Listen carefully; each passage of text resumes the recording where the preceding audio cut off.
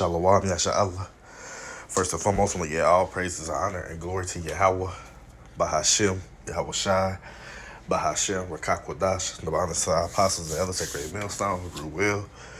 And peace and blessings to the hopeful elect that pushes the great gospel in sincerity and truth. That's your brother Tazakai Yahweh from the Great Millstone, sitting in Annapolis camp. Coming at you another lesson through the spirit of power, Yahweh, Bahashim, Yahweh Shai. Your Lord willing to be edifying. Got an article here from Zero Hedge, and it reads, Make preparations. Canadian cross-border trucking, MAX mandate now in effect. Domestic trucking mandate starts next week. And this article came out Monday, January 17th, the year 2022, the year Yahweh Shemel Shai turned it up. Here we go. Go ahead and get into this reading. It says, the cross-border MAX mandate for truckers in or out of Canada is now in effect. The U.S. MAX mandate takes effect on January 22nd. So keep your heads up. They say it will take a few days to see the consequences, but there will be consequences. Keep in mind, any impact is taking place in the supply chain system that is already tenuous and unstable at best. A small disruption that may have been minimally significant against a fully operational supply chain is more likely to be a bigger disruption in a supply chain that is already under a severe amount of demand-side stress, which you're definitely experiencing over here in Babylon the Great.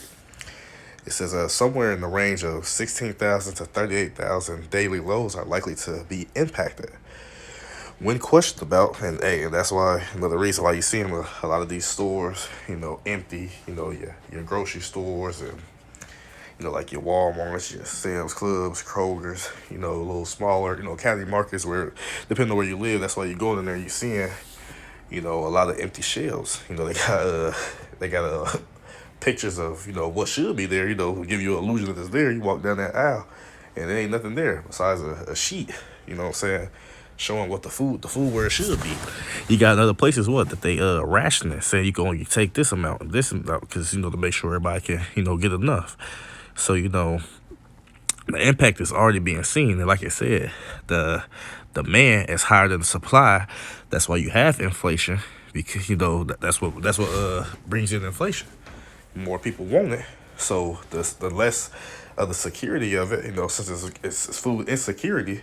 That means what? So for people to get the things that they want, that they desperately need, well, now you got to pay a higher ticket for it, a higher dollar for it. Since we have a scarcity of it, and the commodity is going to be seen as precious, then what? For you to get what you want, you got to pay more, And normally what happens? They always go to the highest bidder. So whoever going to be willing to pay more for whatever the item is that they want, they going to get it. So it says, when questioned about this, Canadian Intergovernmental Affairs Minister Dominic LeBlanc says, it says the trucking industry has had adequate time to prepare for this. Keep in mind, the mandate was announced 45 days ago, November 30th. And I remember too, also last year, people was even in over here in Babylon, they was talking about they gonna block the highways and they ain't gonna ship this there. They ain't gonna ship this that, and and it's been going on since last year. So as we see, and that we hoping that it get worse and worse, because ultimately it's gonna go into famines, which is leading towards prophecy. And that's what we in the time of. It says, so it says, keep in mind the mandate was announced 45 days ago, November 30th, according to the Canadian government, changing the structural rules for all the logistics and commerce and cross-border shipping. 45 days is enough notice. It says Canada. I think you probably won't see that movement that the government is looking for. Retail expert Bruce Winder told CTV News channel on Saturday when asked if the effort was encourage truckers to get maxed. It said, the mandate throws a major wrench in the Canadian and North American supply chains, because you are North America. It say he added with grocers, food producers, the auto parts industry, and building materials among the sectors expected to be most affected. Because even where I was going to, like go to Lowe's, and you can see how the lumber prices going up. Metals are going up. All these prices are going up because why? The supply is less than the demand. So they're gonna continue to increase because they're not getting what they need. As far as with these mandates, they're not able to have the workers to ship these things. There's pretty much it's just it's just like you said, a disruption in the supply chain. It's a lot of things. It's not just we don't have this amount of people. They have the people, but the people not trying to take the juice. They just I don't think I need to do this. And that's why, like, also one of the reasons why you have the bottleneck with all the shipping containers in the ocean, like, just because this ongoing thing that's going on, it's causing havoc all over the world, But going on to say, I really hope that we're not at the stage where you see food insecurity. Yeah, you're gonna get there, where you're actually going to grocery stores and there's nothing on the shelves. Wanda said that could be the worst case scenario. Mike Millian, president of the Private Motor Truck Council of Canada, told CTV News channels on Saturday that there were as many as 23,000 vacancies at the end of the third quarter of 2021, with his group's own study showing that roughly 20% of Canadian truck drivers operating across the border are unjuiced. So if we remove a fifth of that workforce, we're going to see shortages on shelves, and we're going to see inflation of prices.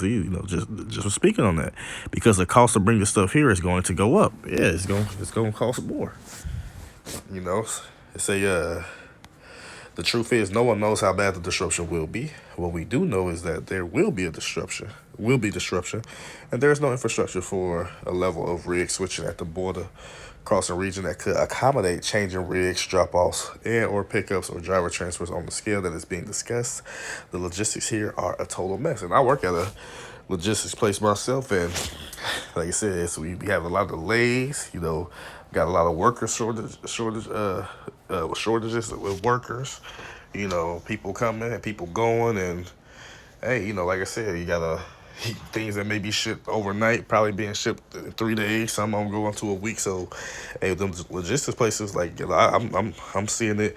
I'm working in it. I'm actually seeing these things going on with these articles and stuff coming out as far as the shortages and there's delays and backups, and man, this stuff happened for real. It have been times I've been, on the plantation and just pretty much you just stand around for like 2 hours, ain't having nothing to do, making boxes and stuff, which I ain't too good to make a box, but as far as like shipping and transport and stuff, yeah, that's not happening. Let's see. We can read a couple of these. They say, it's called switching rigs, and there is no sustainable system for doing it on the scale you are contemplating. There are not even physical spaces to accomplish that task. Think about 30,000 loads per day minimum. It's an unworkable workaround concept when taken to scale. They say, those familiar with truck industry mentioned that you will see loads heading to Canada be dropped off at the border. Local truckers and companies more likely juiced. The interstate drivers who will bring loads across border traffic will not be adversely affected. See, that's the hope. But then they say, what? We have a friend who drives for a trucking company. They have 10 drivers who go into Canada. He is one. Company told them, you all must be juiced. 7 refusing. Company now has 3 drivers for Canada. What I'm saying? So you got these people say, oh, it can, you got the people that, it can work, and you got the people that's, it's not going to work. And we ain't going to read all these replies, So also I'm going to say, I don't own any copyrights to any of these videos, all these are just for, educational edification, purposes. So if they playing some type of music, whatever, hey, I own no copyrights, Gotta let that be known. But let's take a look and listen to what he say. The border into Sumas, Washington for the very last time. It's my last visit to the United States. I used to take 2 loads of lumber south and typically 2 loads of steel north out of Seattle. And that contribution to the economy comes to an end today. That's it. I'm done. And I refuse to give in under any circumstances. I'll never comply. If we don't have bodily autonomy, if we don't have control over ourselves, if we don't own our own physical bodies, then we own nothing at all. This is the hill I'm going to die on. I will never back down. Hey. So, you heard that from a former employee as a C. He said, well, his last drop was Friday was my last trip and contribution to the economy. Also, Skippy, you woke a sleeping giant. So, And that was posted January 16th, so that's a worker goal, We got another one right here, maybe the last one. 76,000 loads of freight that is not being put into the Canadian and the U.S. economy. That's 76,000 loads of freight back and forth across the border. That's not going to be happening. That's 38,000 loads of freight coming back into Canada, your food, your clothes. That's 38,000 loads of freight not going out of Canada. So if you work at a manufacturing company, you're going to be stockpiled and stuff because there won't be a truck there to pick it up. You don't see this? Wake up. Wake up, and I would suggest you stock up. See? So, we ain't gonna read too much more. This is keep your fingers sharp, prepare for a food bar, whatever. So, as you can see, it's not looking good, for the economy. It's not looking good for logistics. It's not looking good for, shelves to be restocked at full capacity. It's just not looking good.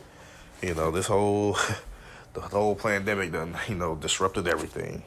And as they, some of these people try to, keep hope within it, as we can see, it's getting worse and worse and worse. Because the Lord not going to heal Babylon. It's over with. You're now in the time of judgment. So it's the golden age, the golden years, all through, all done. You don't have to worry about it anymore. And then, like the last little clip, you got to speak to you Babylonians, you Americans. You fools, let's say you people, man, you have no clue what's going on. You got people, man, because what the average Babylonian worried about? Now, like I said, you got more Edomites going to have more outcries about it because they see that it's really, affecting things as will, affect their everyday life. Some of them, just average Joe six-pack, what they believe. We always, go into a slump and we gonna always get better. They got that attitude. But what about you, Jakes? You Jakes are, you're into complete folly and complete nonsense. You care about stuff that's not going to benefit you at all in the times to come. You got people worried about, like, for example, like what's going on now, the playoffs. Now you a fan, okay? Like I said, I'm a fan. I'm a Dallas Cowboys fan. We gonna say that, right? They lost. Guess what? We moving on. Oh well, they lost. I don't play for them. I don't, And then coming to the truth, you start to care less about worldly things. Now again, ain't no wrong with watching some sports for entertainment, but we don't give a shit about that. Not worry about that shit. You get these people on there. Like I said, you're worrying about the playoffs.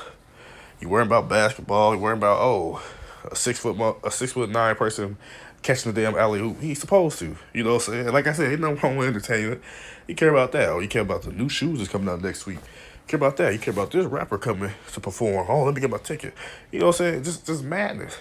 We don't care. We don't care about that stuff. Oh, well, what's that to us? You know what I'm saying? You people are in darkness. And that's what scripture say. Folly is set in great dignity. And the rich sit in low places. See, you people care about folly and madness and stuff that has absolutely nothing to do with life or reality. This is what we call the sports entertainment, all this and that. It's bread and circuses. What it is it clouds, it pretty much, it blinds you. You know what I'm saying? It takes your mind from the real world, the real things that's going on in the world that's going to affect you. You don't see Jake talk about the buildup over there in Eastern Europe or Russia and Ukraine. They not talking about that. They ain't talking about the volcanoes that's going on like La Palma. They ain't talking about stuff like that. They not talking about the volcanoes that's happening in the Pacific with the Ring of Fire. Eruptions, sending tsunamis. They're not talking about that. They're talking about the famine that's coming. They're not talking about these earthquakes in diverse places. They're not talking about these nations going at each other's neck. They're not talking about none of these things that has to do with prophecy. They talking about folly. Nobody care about that.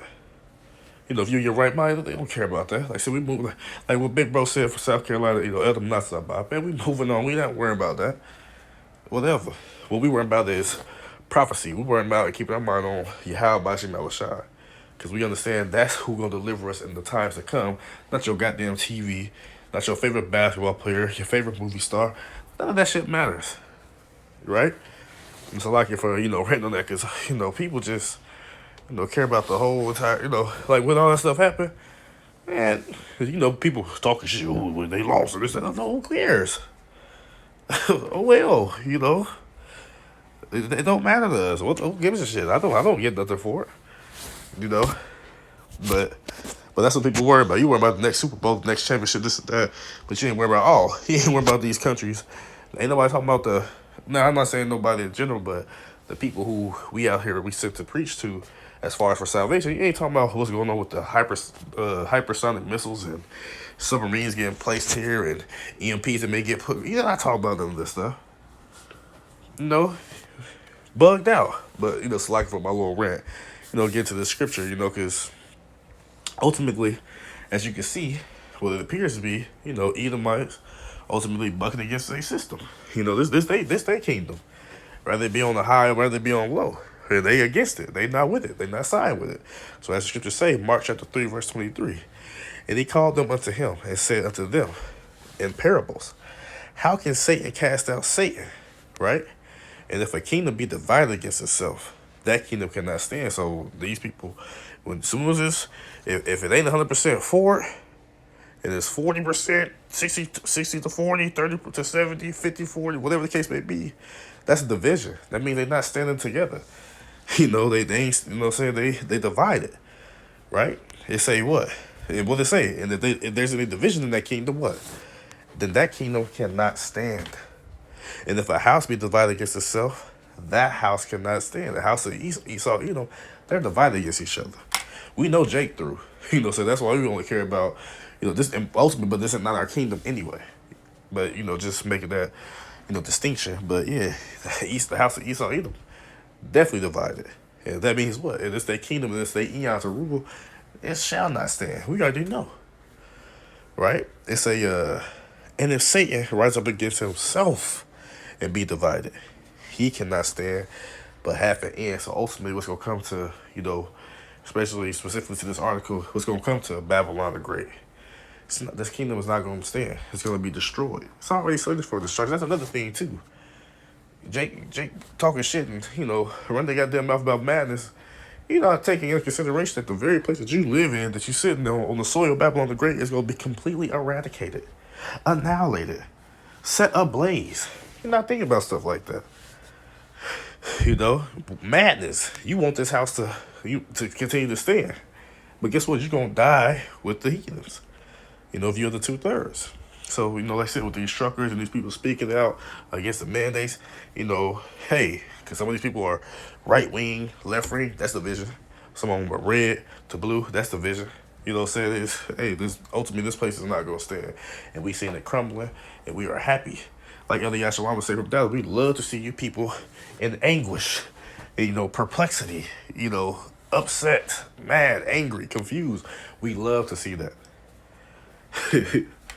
You know. But yeah, you know, going back to the point, you know, like I said, I ain't gonna harp on it too much. Which chapter do I want? Why not? We just go ahead and hit it with the, because with this whole supply chain disruption and this and that, you know, like I said, it's gonna be less food on the shelves, right? And that's right there. That's just the beginning signs of a famine. It's a lack thereof, a scarcity of, right? This is Matthew chapter 24, verse 7.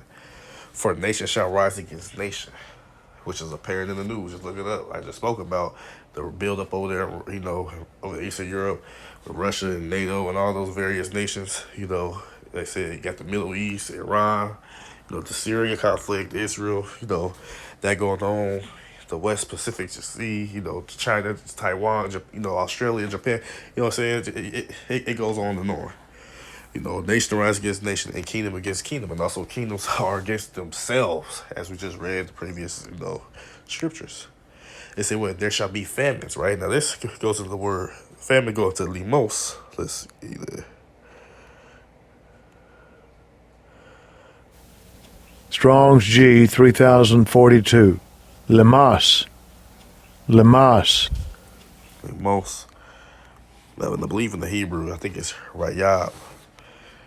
But let me see. It says, like if I'm wrong, but I believe that what it is Rayab in the Hebrew. But it says So limos, a famine, it says what? A scarcity of food. So when they say insecurity, right? And then it's insecurity of food meaning what? A scarcity of it. Right? Dearth, famine, hunger is coming. You know what I'm saying? That's what's coming to this place. Scarcity of harvest, famine. You know. And like I said, it don't have to be something, oh, well, you say harvest, it grow out of the ground. Well, how do you get the product? The product gets harvested from the ground and gets sent to various warehouses or where the place may be, how it gets processed and put in containers and sent to you. You know what I'm saying? So what they say in famines and pestilences, which that's what why, causing all this, widespread hysteria, madness, and they say earthquakes in diverse places. And what they say, all these are the beginning of sorrows. So all these things are the beginning of sorrows. So that means what? At the beginning of it, you'll get to the middle of the sorrows, and you'll get to the ultimate end of the sorrows, where what? This place is ultimately destroyed, eradicated from off the face of the earth. While you people over here partying and bullshit, your ass is gonna be melted. That's what's gonna happen to you, But hey, but people believe, that ain't gonna happen. Y'all been saying this. Y'all been saying this for years, and this and that. Hey, well, this is what the Lord got to say about your doubts. Habakkuk chapter 2, verse 3. For the vision is yet for an appointed time. So the vision of those famines and, stuff like that. Now that major famines where it's going to be, go to 2 Kings 15, people's houses be destroyed for the lack of bread. That's on its way. And Lord willing, that happen this year. Those are the visions that we are waiting on. Why? Because we understand the destruction. This place has to be destroyed before we be delivered. That's what y'all don't understand. Destruction has to come before you can receive the righteous kingdom. You know what I'm saying? As long as Babylon the Great, the hub, the headquarters of wickedness is around, your ass is still going to be subject to Esau and Edom. You're going to still be a slave to that day. You will not receive justice until that day comes. Right? So the vision, right, is yet for an appointed time where you will see people outside eating each other, killing each other, running in people's houses and stuff like that, taking this and that. It's on this way. They say, well, but at the end it shall speak and not lie. So ultimately, why it's not going to lie? Because these are the words and the plans of Yahweh Shem Shai. This is what he has slated to happen. Ain't nothing you can do to put it off. It say, though it tarry, right? So though it seems to be delayed, though it seems to linger or it's taking too long, wait for it. Because it will surely come. So it's going to surely happen. No matter how long it takes. Us are the hopeful. We just ask that the Lord keep the spirit in us and continue to believe and to continue to push on. Right? That's all we asking. To be able to endure to the end. Keep the faith. Right? Strive for the truth unto death, and the Lord shall fight for thee. That's what we want the Lord to put the spirit on us to do. We looking for that, because it will surely come. It will not tarry. Right? So it's gonna happen. But when the soon insecurity come, when the scarcity of harvest and the famines and all this and that come, when they hit, the hopeful elect ain't got to worry about it, right? It says this, Isaiah chapter 65 verse 13. Therefore, thus saith the Lord Yahweh Shai power. Behold, my servants, right, shall eat. Who's the servants? Those who are trying to live according to his ways to the best of their ability, right? Those are his servants who meditate in the day and night on his word, on his truth. Keeping the Most High Yahweh Shai in the forefront of their minds daily. Those are his servants, right? From the men who's doing his bidding, his will, and then also the women who are believing. The women and children who are believing. Being obedient to the best they can, to the best of their ability, to their husbands they have to. Just being modest, doing those things that the scriptures command for them to do. But ye, you people who, worry about bullshit and madness and, rolling up your backwoods and going to pop your neighbor's wife and all this, all you, your mukbang, seafood, crab boil, you niggas, right? But ye shall be hungry. Behold, my servants shall drink, but ye shall be thirsty. Behold, my servants shall rejoice, but ye shall be ashamed. Ye shall be ashamed. So guess what? Oh, verse 14, behold, my servant shall sing for joy of heart. Why? Because we can be taken care. Lord willing, let be at that number. Humbly speaking, we're gonna say sing of joy of heart. Because why? We know that Yahweh Shai got us. He got us in his hands. We have his protection. He gonna be that guide through the darkness. He gonna be that light at the tunnel for us, so to speak.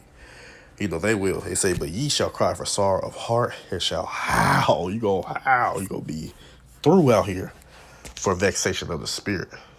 You know, you 2/3. And the rest of you heathens.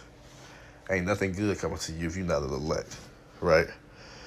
So this is what's gonna come. This is coming down the pipeline. Like I said, more shortages, more empty shelves, more supply chain disruptions. It's not getting better because you got new flavors coming out that's gonna continue to, hey, as we can see for the foreseeable future, I don't see this ever stopping. So hey, Lord willing, it continue. The Lord continue to break this place down. Hey, send more disruptions, send more this and that. Because, like you say, no matter what the case may be, the elect are gonna eat. They gonna drink. And that's what we striving to be a part of. Lord willing, to be at that predestination. But as far as everybody else, hey, your ass is through. Your destruction lingereth, and it's gonna happen in this lifetime. There gonna be no 100 years away, no madness like that. It's gonna happen real soon. So Lord willing, this lesson was edifying to the sincere Akim out there listening. I want to give all praises, honor, and glory to Yahweh, Bahashem, Yahweh Shai, Bahashem, Rakakwadash, the Ba'anasa, our apostles, elders, a great millstone, who rule well. And peace and blessings to the whole full elect that's pushes the great gospel in sincerity and truth. Shalom, Nesha Allah, Abai, Babal.